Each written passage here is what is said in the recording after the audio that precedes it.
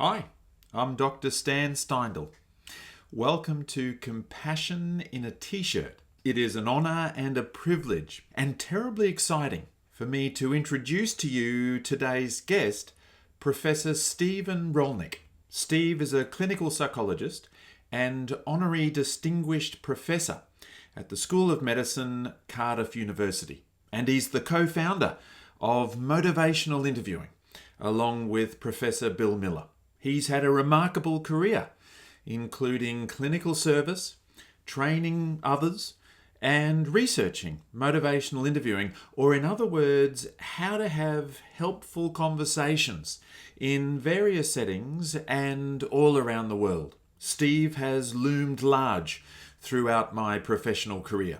The original book by Miller and Rolnick, Motivational Interviewing, Preparing People to Change Addictive Behavior, was published in 1991, just as I was completing my undergraduate studies and moving into postgraduate studies in clinical psychology.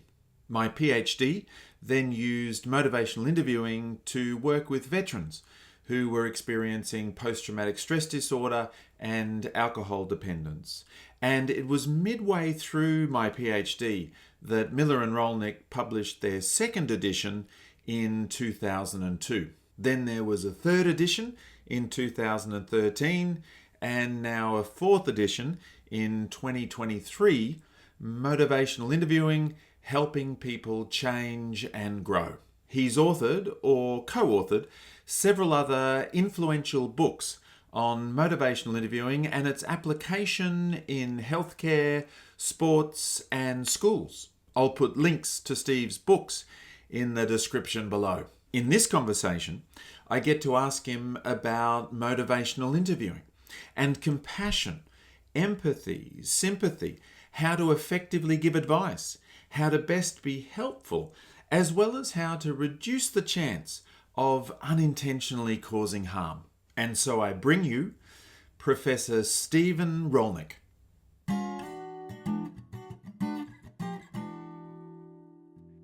All right, Professor Stephen Rollnick, welcome to Compassion in a T-shirt. No, thanks very much. Thanks very much. Your name has loomed large in my professional life. I was just seeing that the first motivational interviewing book was published in 91, and I started my master's in clinical psych in 93. So of course, MI was the thing that we kind of got onto. And I think you know Ross Young, Professor Ross Young. He was my PhD supervisor. So he was very keen on motivational interviewing all the way back then. Wow, I do remember Ross. Give him my best wishes if you see him. He had a sparkling intellect. Yes, very smart and rather cheeky, to be Yeah, honest. right. But Yeah. but I thought we might start there because certainly you're very well known for motivational interviewing, and one of the things that came into the spirit of MI, at least in a more formal way, I think, in the third edition, was the notion of compassion. And so I wondered if you could perhaps, just tell us a little bit about compassion, how it became a part of the MI spirit, how you're sort of seeing compassion in that context, first of all. With the benefit of hindsight and a little bit of wisdom, I can see it now, right? I didn't at the time. But when we started with motivational interviewing, indeed in Australia, 89 and 90, 91, we were in the narrow field of like addiction treatment. Mm. That first edition was written as kind of addiction psychologists. So looking back, there was no question we were motivated by compassion because we were helping folk overcome addiction, right? So it never entered our heads to sort of say anything about compassion. Then there was a second edition, probably about 10 years later. And what had happened then was that MI had expanded in reach to some extent deliberate on my part, in that I was working in healthcare and the settings in which it could be used were incredibly diverse, including in healthcare.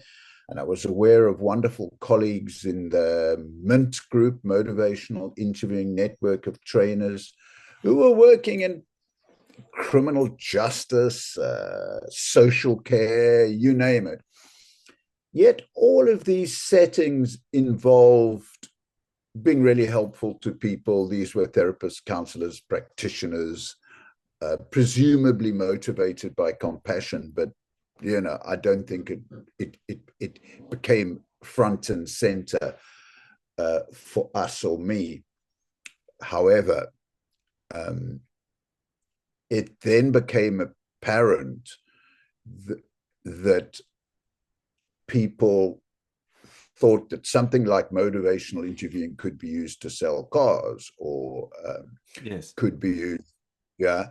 So these kind of ethical discussions and itches, I call them ethical itches,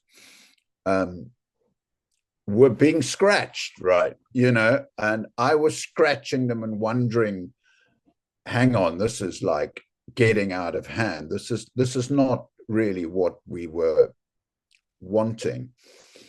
And so I think it was the third edition, it seemed fairly obvious then, instead of immersing ourselves in our thinking and writing in what are these ethical issues, and became incredibly complicated. It seemed obvious to me, and Bill agreed, Bill Miller, who really was the founder of motivational interviewing, that if we just insert the word compassion in there, it at a stroke kind of eliminates someone who's maybe wanting to sell cars or manipulate people. So I think that's what happened. It was to avoid motivational interviewing being seen as a form of manipulation. Yes, even just the notion of helping people change versus getting people to change, or something like that. The compassionate motivation is perhaps really what we want to cultivate behind what we're doing with MI, and to sort of be helpful for the person. I know in the third edition there's a few little lines that I recall, like having your heart in the right place, I think, is one of the things that it says there, but also doing things as the practitioner in the service of the person that you're working with, and in the service of their health and well-being. I mean, how would you kind of flesh that out, or kind of define compassion? Can you elaborate there? Yeah, I can't say I suppose I see it as a desire to be of help to other people. I mean, maybe that's a bit simple, but it's a feeling or a motive inside us. So my sense is to start with looking in the mirror, so to speak, and noticing the way I'm feeling. And if it's not really the main driver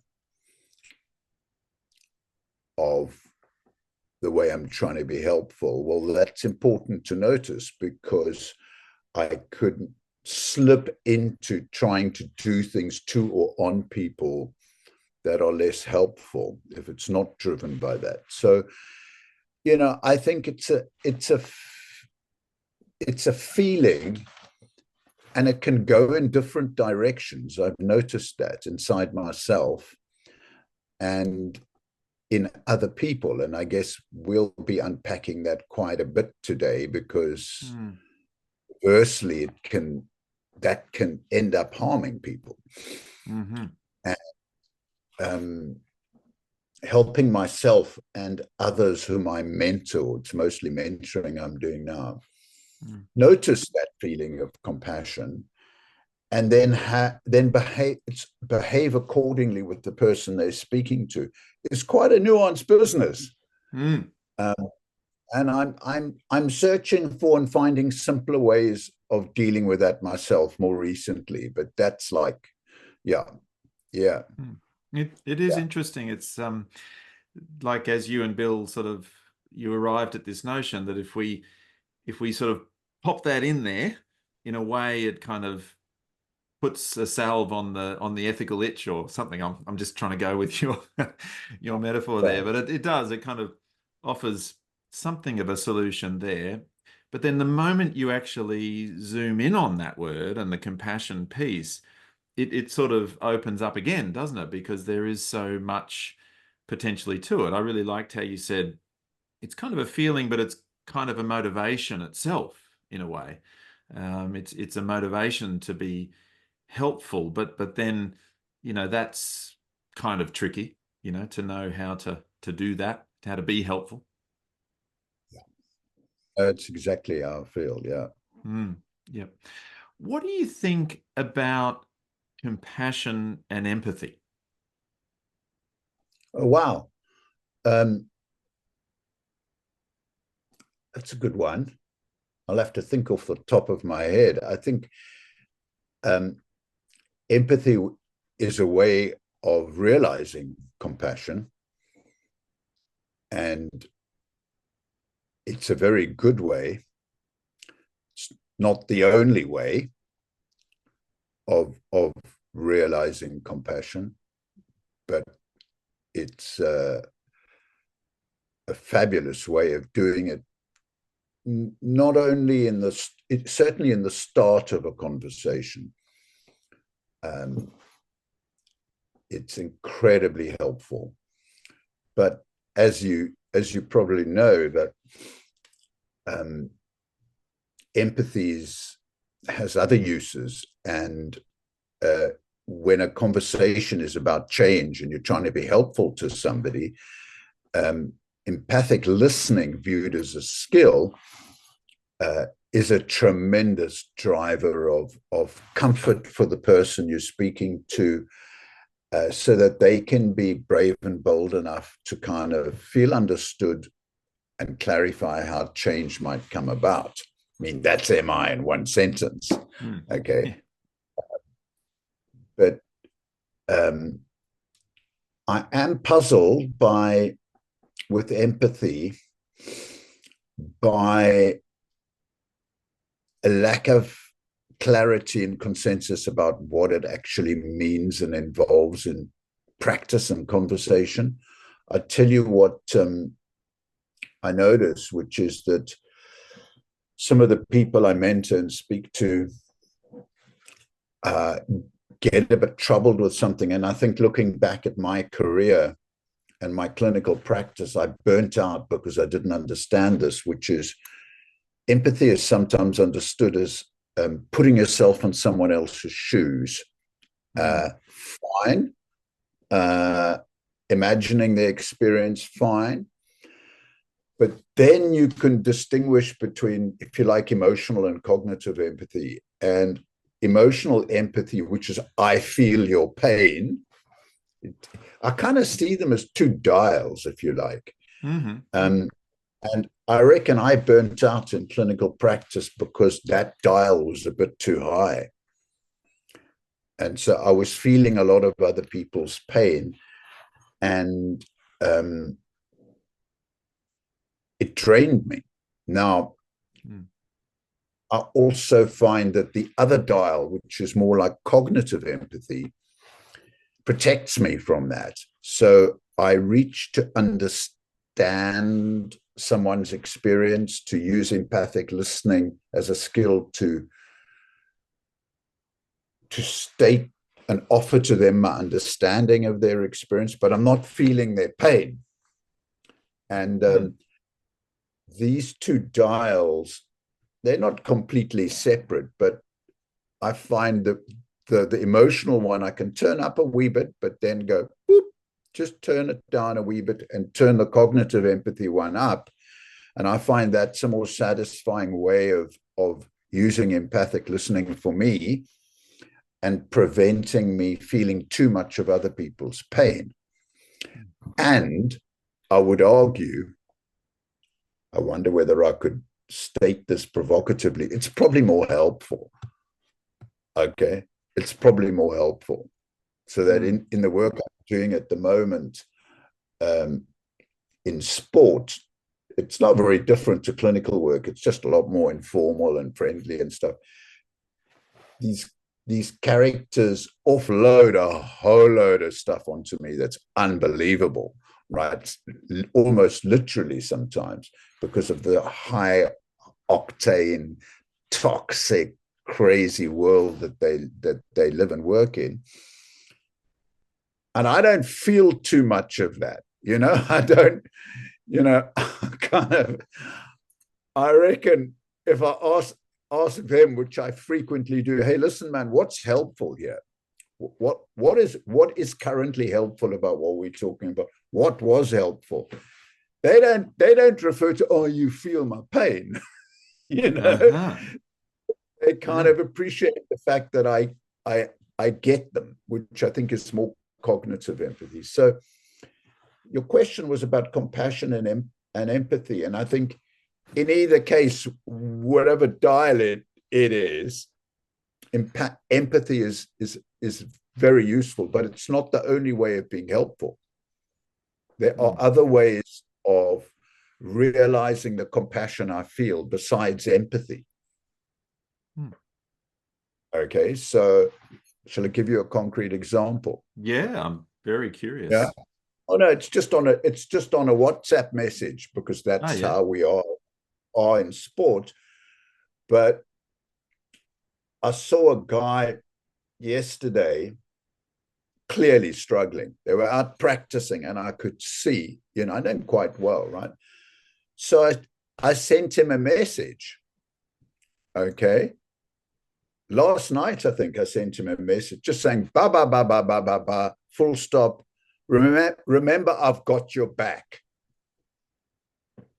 Okay, which is a way of saying, look, I'm here for you. And wow, the text message I got this morning was in response to I got your back. Now, that's not empathic listening, but it is driven by compassion. And it's a message about helpfulness that clearly had a powerful impact on him this morning, such that when I see him later, he'll throw his arms around me and say, thanks for the message. But I'm not using empathy. I mean, I must have used it yesterday to notice, right? That's what I was thinking. Yes, yeah. I must have. But in conversation with him, probably today, we might be talking, I might not be using so much empathy as helping him to clarify how to approach the situation in that situation. It could get very, I could be giving him quite a lot of advice. Okay.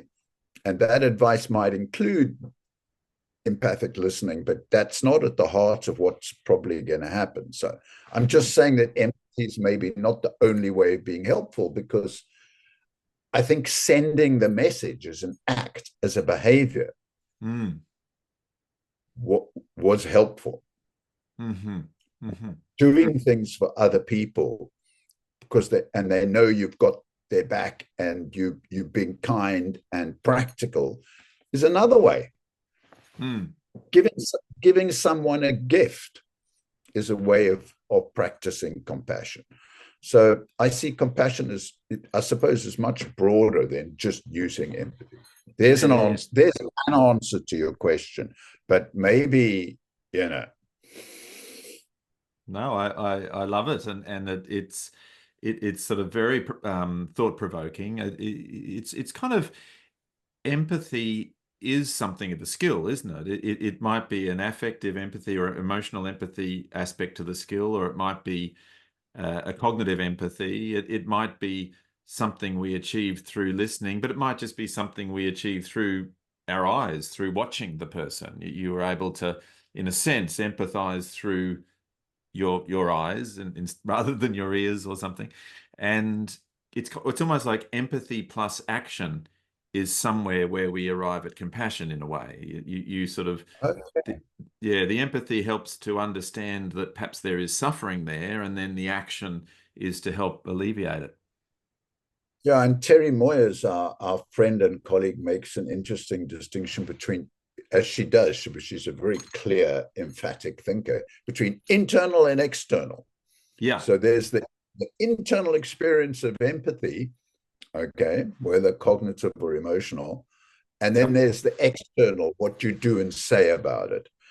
And I suspect that kind of helpfulness is driven by compassion entirely. Yes. Yeah, that's sort of my sense too, that compassion is the motivation behind it. Because, of course, empathy as a skill can also be used for more nefarious kind of motives or competitive motives. The poker player who might use empathic sort of skills to understand his or her opponent and therefore beat them.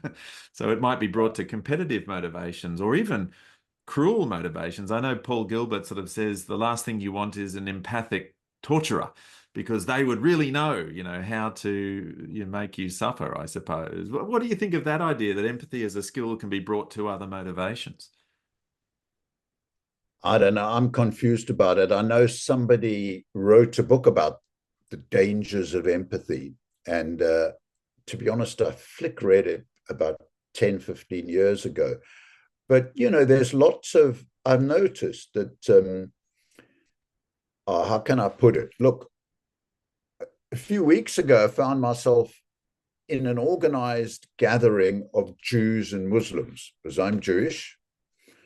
And leaders of the local Muslim community and some people in the Jewish community were asked to come sit around and try and heal. Mm, Okay, powerful stuff, eh? yeah. Really, we had to listen to each other's stories. Okay, now this was a very unusual and special group of people who were making an effort to empathize with others. Okay, and the empathy in the room was used to very good effect. However, their stories were of people on both sides being angry out there. Okay. Mm, They were talking about and quite serious stuff, right? And we're dangerous and serious stuff, people being angry. And so what I then of course wondered and didn't say anything was that if you empathize, if something horrible happens to your group, to your tribe, you can empathize with your tribe to such an extent that it blinds your perception and compassion for the other side. hmm We need to look no further than what's going on in Israel and Palestine to see the disastrous impact of that mistake. Now, you can meet people who are very empathic and compassionate on either side of that conflict and find that their empathy is being used in that way. So that's quite an extreme example, but it's mm. pretty current. And I think that's part of what I think it was Paul Bloom who wrote Against Empathy. And that's kind of a little bit of a part of what his thesis was that sometimes empathy can be tricky because we're sort of moved by the emotion of the experience. We're sort of resonating with somebody and feeling something, and so then that might mean that we're not making as rational or wise a decision in terms of how to act. And a dear Yeah. colleague of mine, James Kirby, has done quite a bit of work looking at likability as a kind of a inhibitor or facilitator of compassion, that the more we like someone, the more we feel likely to want to help, basically. I mean, it's just sort of a part of the species almost. And so there are little kind of sort of dangers there, aren't there, in terms of the way that our brains process things like empathy and how that then influences our compassion. I'm with you entirely. Yeah. And Mm. that likability concept is something we could return to if you like. Yeah. Mm. Yeah. Well, what are your thoughts about that? Well, I'm busy writing a book on giving advice. Hmm. Okay. Exciting. Sorry. Exciting. I'm looking forward to Yeah, it. it's quite a journey. It's for lay people. It's not for counselors, and And I noticed that even with the most, this isn't my work in sport, I suppose, even with the most obnoxious and difficult and apparently hostile individuals, right? If I don't feel the potential for affection for them, I must not go near it. Okay? Ah, And that's like likability, right? There ought to be yes. the potential to like and respect someone, and to see them as someone whom I could like and respect. If I don't have that feeling, then I don't think it's going to be helpful to give them advice. And I think, sadly, most advice that's emitted in so many settings doesn't carry that awareness. Mm. Um, and I've experienced that in school, and I've seen it in classrooms by teachers. Advice doesn't land well if someone doesn't feel liked. Mm-hmm. Mm-hmm. I imagine almost advice becomes tricky at both ends of that spectrum. Whether you really kind of dislike a person, that might have some particular implications for your advice. But if you really like that person, perhaps that can be a double-edged sword as well. It's beautifully put. That's very helpful. Yeah, because that's very helpful and nuanced, Stan. Because that is the case, that earnestly wanting to help someone who you really, really like can be unhelpful. Like a partner who comes back from work and is feeling incredibly stressed and talk blah blah blah blah blah, and that's a very common thing. So you hear this and you love this person, and so you step in with advice when it's the Mm. last thing they need and is Yes. not helpful. Yeah. Yeah. Yeah. So it has got Yeah. two sides. The Dalai Lama, I think, says, if you want to practice compassion, it's not with people we love, but with our enemies. Those are the ones who give us the most trouble, and that's who can give us the most opportunities to practice compassion. But I actually feel like those we love are also challenging, because we've got so much skin in the game and there feels like so much at stake, and it feels very difficult to kind of step back a bit and respect their choices. I mean, I have a son who's now 19 and an adult and whatever, but we had our fair share of battles over maths, for example, mathematics study or something, because I really wanted him to have a good time of school and to do well and whatever, and he really would resist me and push back, despite all that you've taught me about motivational interviewing. It was hard when it's your own child, I guess. Yeah. So then it sounds like and I know the experience, believe me, my God, daily. I got 4 kids daily, current.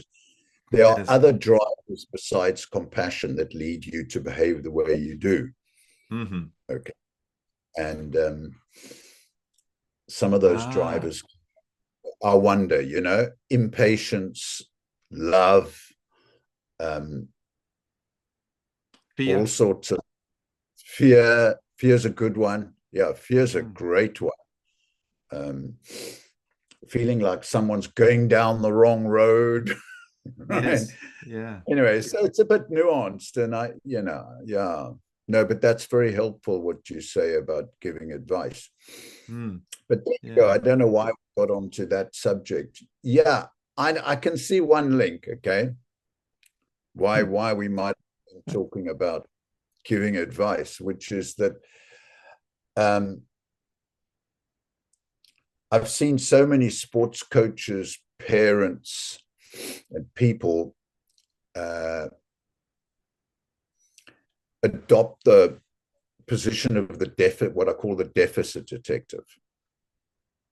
Okay. See problem, fix it. And in motivational interviewing, we've come up with this phrase called the fixing reflex or the writing reflex. It's not an invention, it's just translating something we can see in everyday life. You got a problem, see the problem, I got the answer. And I think this is incredibly widespread, incredibly widespread. And I see it every day at work and sport. When I worked on that book for school teachers, it runs right through schools and indeed parenting. There's a lot of parents who just kind of see problem, and don't do this, do that. And it's driven by compassionate, presumably, and it's unhelpful. Yeah. Unwise or unskillful compassion or something like that. The motivation, the engagement with the suffering is there, but the compassionate action piece is not quite hitting the mark. I agree, Stan. Spot on. And that's a very sad, that's why I'm writing this book. Yeah. To try and translate some simple ideas about how you can start somewhere good and then carry on. Yes. And get it right. Because giving advice absolutely can be compassionate action. I mean, that can be something that helps to alleviate or prevent suffering. As can practicing empathy. As can, the empathy, empathic listening. In fact, in some ways, the empathic listening is kind of like really a powerful core way to express our compassion in a way. Yeah, we're agreeing, which is enjoyable. Here's another one which maybe we might disagree on. I don't know. What do you think about sympathy? Don't know, actually. I really don't know. Yeah, I think that's a word that is like empathy is not, there's not a lot of consensus. Isn't sympathy feeling sorry for someone, to be blunt? Yeah, I do like the topic of sympathy because there is a little bit of a thing amongst therapists, I guess, at least, that sort of empathy good, sympathy bad kind of thing. That somehow sympathy is too much like pity or sort of feeling sorry for somebody. Yeah. Yeah, and I'm a bit confused about it. But like that guy that I saw yesterday, I felt really sorry for him.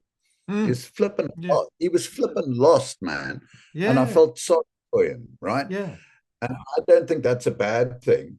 Yes. That feeling sorry for him there was also empathy involved there because I had to try and imagine his experience. But I thought, oh shit, that's rough. I feel sorry for this guy. I'm going to send him a message. Aha. Now, this is really cool. I think this is really cool because we might empathize with someone, which is kind of understanding their experience of something. But it's the kind of sympathizing with it. It's when we feel moved by what they're going through that actually takes us to act. The sympathy is almost like a part of what brings us from empathy to action, maybe, or something like that. Yeah, then they're kind of linked, aren't they? Because I couldn't sympathize with him without being able to empathize, imagine his experience. That's true. But I suppose the folk who are critical about sympathy are thinking about, I imagine they're thinking about, it's not always helpful for a receiver to feel sympathy all the time. It's not enough for people to need more than that. I wonder. I don't know. Yeah. I've worked a lot with, for example, veterans, men who've been deployed and experienced combat trauma and so on. And often they will say things like that they'll say, I don't want your sympathy sort of thing, and it sort of comes along with some sort of connotation like that. They don't want people being too, I don't know, kind of fluffy about it or, oh, I'm so sorry for you. Like that feels very uncomfortable.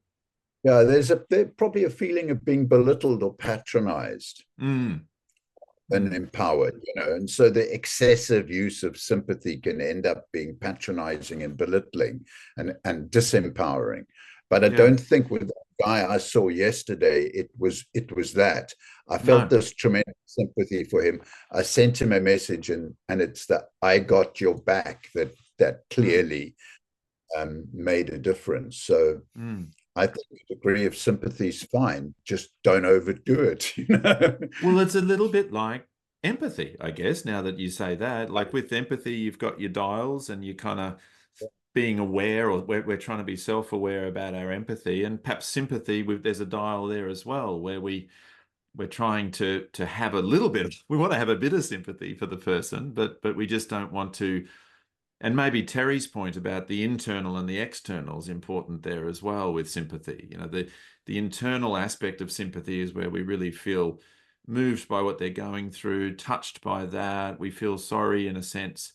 But the external is we also have to be quite careful there and not do it in a way that's too much, or, that puts the person off.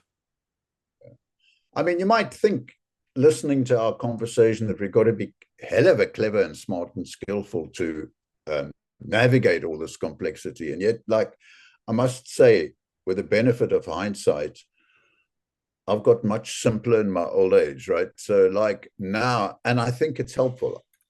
What I'm about to say, I've noticed in my mentoring of other coaches, elite coaches in soccer and cricket, which is just to be completely open with people. So if you want to be helpful, rather than sit and agonize over the dials and which dial should I this or that, just ask them. Just ask them. Yeah. Just say, and I do this routinely now. And I got a guy at the moment who's a lot of fun, and he's very creative and expressive and famous and successful in his sport. And I said to him one day, has this been helpful? He said, oh God, it's gone on too long. Right. So I said, so what was helpful about it? Ba, ba, ba, ba, ba, ba. But so I make an empathic listening statement, but it's gone on too long. Yeah, it's gone on much too long. So I say, so what will be helpful? He said 10 minutes. Well, now the joke is, when I saw him yesterday, we walked off the field together, and he said, perfect length, Steve. I'll talk to you between now and the time we get to the perimeter, and then I'm going to say goodbye, right?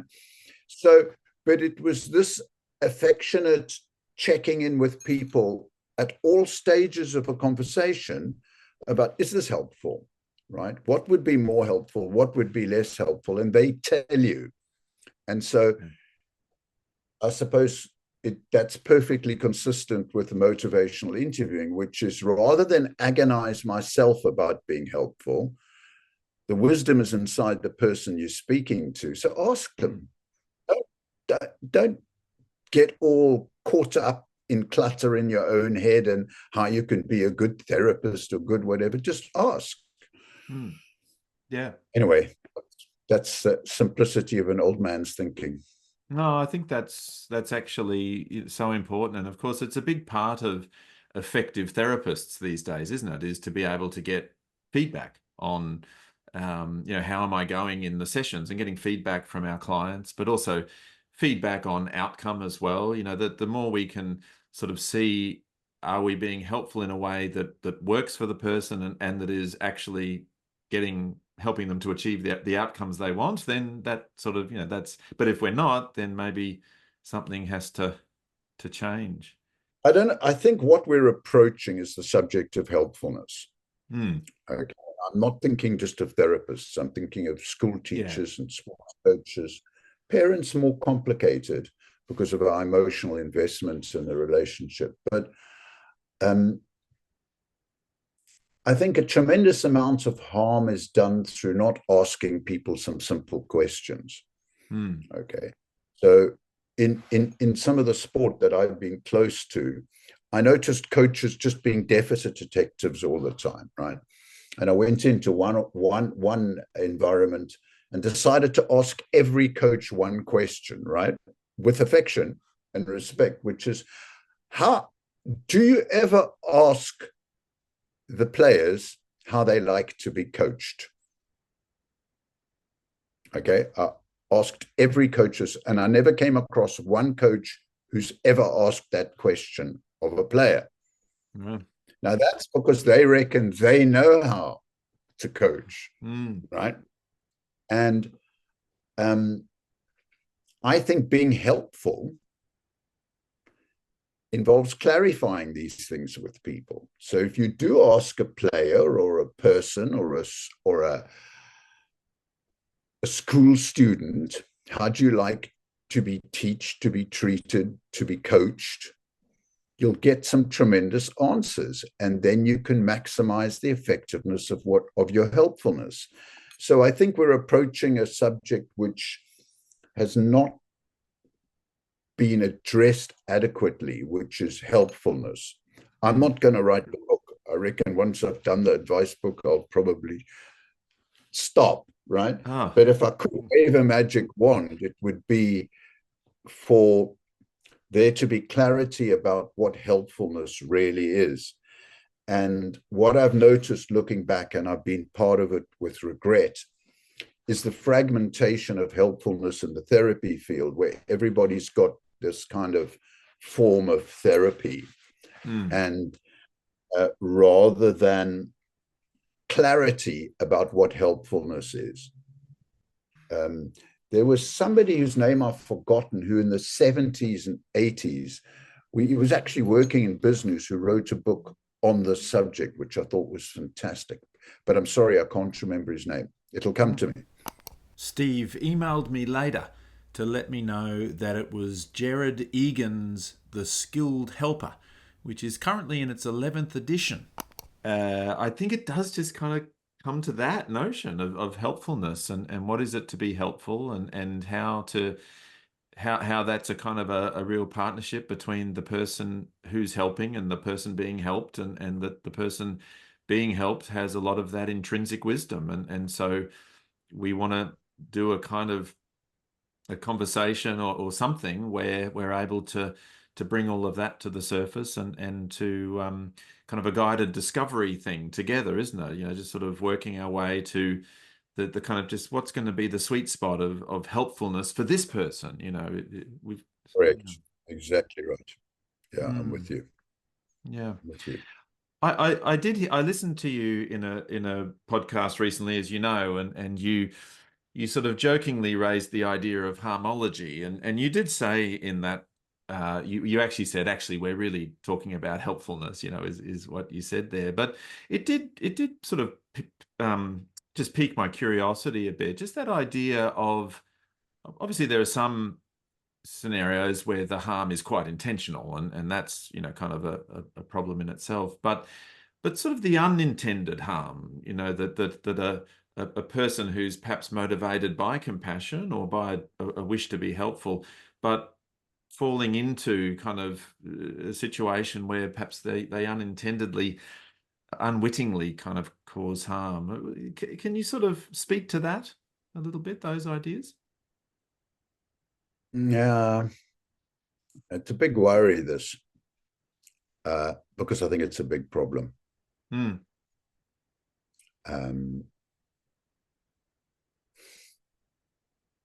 I noticed, looking back at all my years of research, that we were always on the search for positive effects. Okay. Yes. That's in the academic research world. Positive. Wow, the lengths we used to go to use this methodology and statistical method to locate the positive effect, right? But sitting just below the surface of the water was the shadow side. And we never looked at that. We never asked, oh no, we had a negative effect there. I wonder what that was about, right?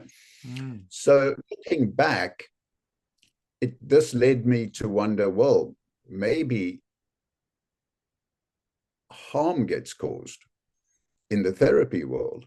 And then, of course, it doesn't take me long to reflect about my own personal experience of being in different forms of therapy, and in one case, I think, being harmed by it.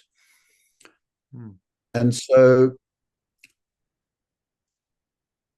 then if you look outside the therapy, I think in the therapy world, there's some serious questions to ask about harm. And I'd point to the trauma field as being one. Okay, there are many others. I think there's unintended harm caused by well-intentioned therapists, counselors, who are frankly out of their depth. Okay, quite out of their depth. And the trauma field and the way that's everything is trauma informed carries a dogmatism about how to help people with trauma that I just frankly bewilders me. And I feel that is it a good idea to always explore the content of trauma? I don't know. And I've thought about it and spoken to people, but boy, oh boy, there's loads of people out there in organizations and counselors who reckon they know exactly how to deal with trauma, and they're probably harming people. Okay. But then if you step outside the world of therapy, what I notice is that there's basically unkind behavior. It might be unintended. It might even be motivated by compassion to begin with. It's kind of quite deliberate, but ignorant, unkind behavior, if you like. And you see that all over. Stand on the side of a sports field and watch parents yelling at their kids, coaches yelling at the kids. Parents shouting at kids can harm them. We know that.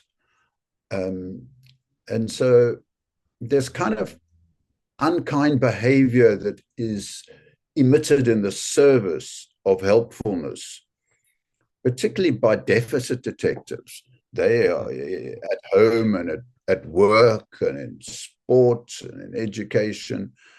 No, don't do this, I do it that way. Blah, blah, blah, blah, blah.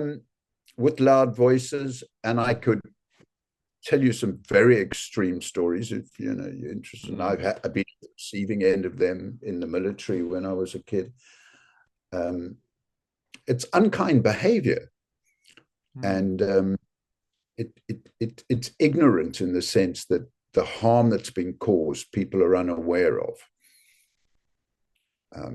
Hell, that was a bit of a rant from me, Stan. I'm just aware of our conversation kind of, we've had quite a long conversation. We maybe don't have too much more time. So I went on a rant there. I hope that's helpful. Yeah, no, it's funny. A couple of things occurred to me. I mean, it's, the old what is it? Spare the rod, spoil the child sort of a thing. I sometimes hope that we've improved from there or moved on from there, but then you still see it. You still see a version of that metaphor where tough love or something is it's sort of meant to be helpful, but it's kind of like it's not really helpful, and we kind of all know that it's also not really helpful, but we still sort of do it, shaming people in the area of addictions, for example, and just sort of continuing to perpetuate, the problems for them. People still and feel like shaming kids in the classroom goes on all the time. Yeah. Okay. Yeah. Playground, classroom, in the people's own homes. It's going on all the time. Yeah, there's this that's a classic example really of I think well, sometimes good intentions, sometimes not so good intentions, but this sort of idea that shame helps somehow, whereas we've really probably got to the point where we know that shaming doesn't help. But also just sort of sort of more minor examples as well, like the advice giving stuff that you were talking about before, and the way that that is delivered can actually lead to unintended harms. People might leave a conversation less likely to do the thing that you've advised them to do because of how you approach them to do it, sort of thing. And of course, that's the wisdom of MI, really. Yeah, and how to translate that and other wisdoms into guidelines for people about how to be helpful is probably a worthwhile effort. Well, Steve, I've thoroughly enjoyed the conversation. We went into it open-minded and open-hearted about what we might talk about, and we've come up with sort of compassion and empathy and sympathy, helpfulness, advice giving, and just a little bit at the end there to think about, yeah, or to it's sort of a cautionary tale, really, isn't it? That even when we're trying to be helpful or motivated by compassion, what we do matters, and we have to sort of stop and reflect and maybe even ask the person, like what's helpful for you is kind of perhaps the things that you've suggested there. You're still very active in certain things. You run a few workshops there with our colleague Ola Adams as well, and you're writing this book about giving advice. So where can people sort of engage with you, or your sort of the stuff that you're doing? I think you have the website. Yeah, there is a website which my dear friend Angela looks after for me. So yeah, so you'll find me on the web. I've got a website. You'll find me on Good. Google, and one of my sons has dragged me kicking and screaming into Twitter or X or whatever you call it. So I'm on that as well. Yeah. Yes. Okay. Well, Professor Steve Rollnick, thank you very much for coming on Compassion in a T-shirt. It's a pleasure, man. And send me the T-shirt sometime. Yes, it's in the Okay. mail. Great stuff. All right. No, wonderful, Stan. Lovely to speak to you and hope to catch you soon. Eh? Yeah, See you, my man. right. Bye.